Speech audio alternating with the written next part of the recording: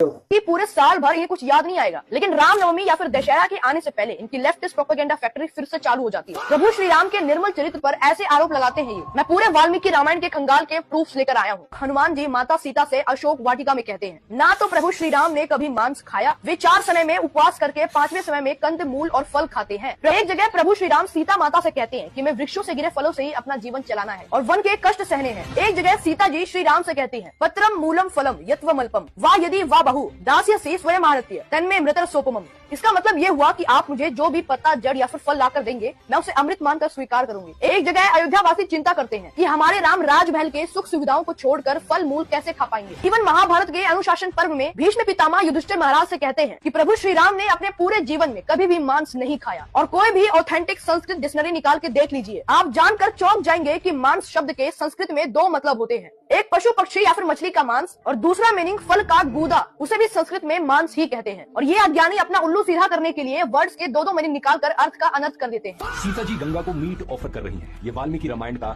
अयोध्या कांड अध्याय 52 श्लोक 89 है। आप सीता माता के पर्सनैलिटी से सोच भी सकते हैं कभी कि वो गंगा माता को मांस ऑफर करेंगे। सुरा घट मतलब मदिरा का घड़ा नहीं, सुर प्लस अघट यानी कि जो देवताओं सुर के लिए असंभव है। ऐसे हजारों पदार्थों के साथ माँ सीता गंगा माता का पूजा करना चाहती हैं और साथ में मांस नहीं बल्कि फ्रूट पल्प फलों का गूदा। टेक्निकली इन सभी मिस्टेक्स को लेक्सिकल एरर कहते हैं, यानी कि किसी वर्ड का अलग ही मतलब निकाल देना बिना पूरे वर्ड को जाने। इसलिए हम सबको हमेशा शास्त्रों को प्रमाणिक गुरुओं के डायरेक्शन में ही समझना है, न कि इन जैसे एंटी हिंदुओं के व्हाट्सएप और यूट्यूब यूनिवर्सिटी से। इसलिए अपने पूरे जीवन में कभी भी ऐसे प्रोपेगेंडा फैलाने वाले एंटी हिंदू के बातों में आकर अपने सनातन धर्म पर, अपने हिंदू धर्म पर डाउट मत